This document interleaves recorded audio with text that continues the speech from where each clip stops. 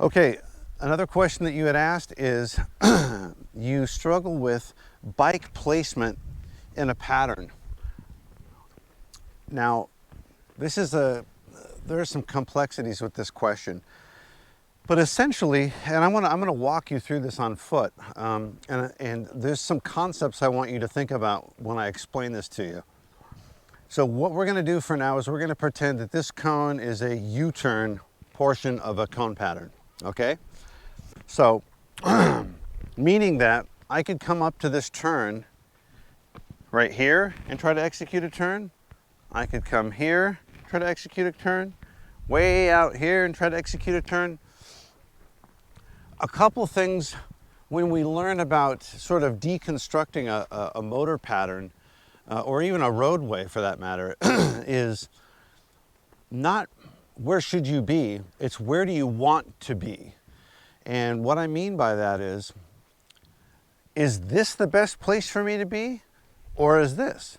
Well, the answer lies in where we're going, because what you now need to ask yourself is, okay, well, where I want to be is, depending on where the pattern's leading me or where the roadway is going, I'm going to have to make a tight right, and I want to be right here facing this direction, okay? Well, if I want to be right here, this is the place I need to be. Now I go backwards, I deconstruct it and say, okay, well, in order to get the motorcycle right there, that's easy.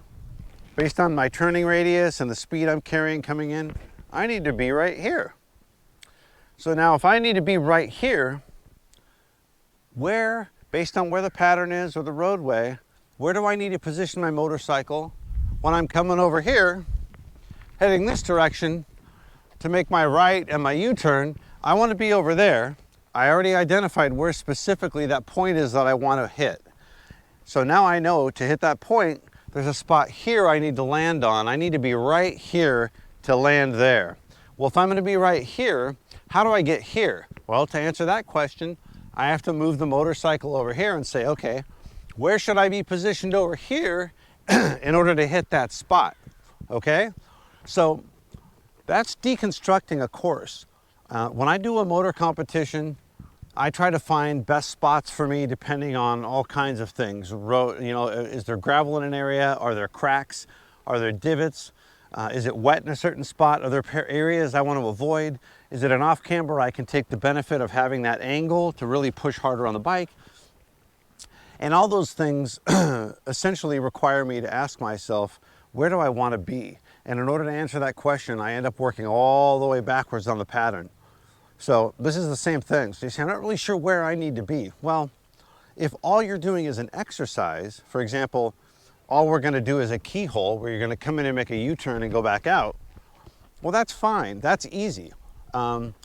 Conceptually, what I say to myself is, of course, if this is a cone pattern and I get dinged for hitting a cone, knocking it over, or even just touching it, then I want to avoid cones altogether. Now, in order to avoid cones altogether, my mantra is steer to the outside cone. What I mean by that is most patterns, of course, won't just have a cone here. It'll be bordered by a series of traffic cones.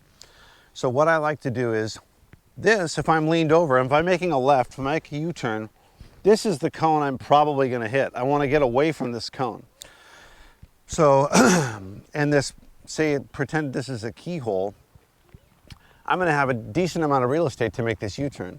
So what I don't want to do is do it as tight as I can and risk hitting this cone and getting a penalty. The no amount of extra speed I'm going to gain, the 0.2 of a second, is going to make up for the 2 seconds I lose touching it. So I like to come out, I'll come into a section like a keyhole, and I'm going to swing that bike out so I avoid this cone. Of course, the goal in a motor competition is go as fast as you can. And the fastest possible is the least amount of real estate that you have to use up. So the shorter the distance, the quicker the time, generally, unless of course you hit something, then you're screwing yourself. So when you talk about positions, don't hit the inside cone. You know what rear wheel cheat is. I come in here slow on a motorcycle, I turn the wheel, I lean it over, that back's gonna basically drag here and reach over and hit this cone. So I don't want that. So you're gonna see me do a quick shuffle to get around this cone so that I don't hit it. If it's big, like a keyhole, and I can see all those outlying cones, I'm gonna come in here, I'm gonna steer to the outside, meaning I'm gonna try to really use a little bit more of this real estate. It's safer in a competition to use up a little more real estate, which is a slightly slower time than the fastest you can do, but you don't risk getting these penalties. Penalties are worse than a little bit slower line around a cone, okay? So I'll take a couple approaches at this cone really quick. And we'll look at the couple different routes. All right, so like I said, I can come in nice and tight. I try to do it really quick, nice and tight. But in a case like that, I'm just kind of going down, locking it and turning around, full lock, okay? Full lock turn. But I'm gonna smack that inside cone versus, instead of making what I consider like a V, make an S. So I might jog out a little further and really avoid that. So I might come in tight, but do a quick jog before I make that turn. And all I'm really doing is counting for that rear wheel cheat. So here I am straight at this cone, but I want to get that back end saddlebag away from that cone. So that's kind of, you'll see that a lot. And in a keyhole, you'll see me do that as well. If I do a keyhole, I don't just come in straight and turn around. You're gonna see me do something like this. See this, I'm coming in straight, but I'm in it, and you'll see that little quick jog, this right here, this little jog. And that's just ensuring that I'm not gonna hit that inside cone. And also that it's gonna give me enough real estate to make a full circle around that. Some, of course, some are tighter than others. But that little jog, when you're dropping into a circle or a U-turn, even on a city street, can absolutely help you and just giving you a little bit more real estate to execute your circle.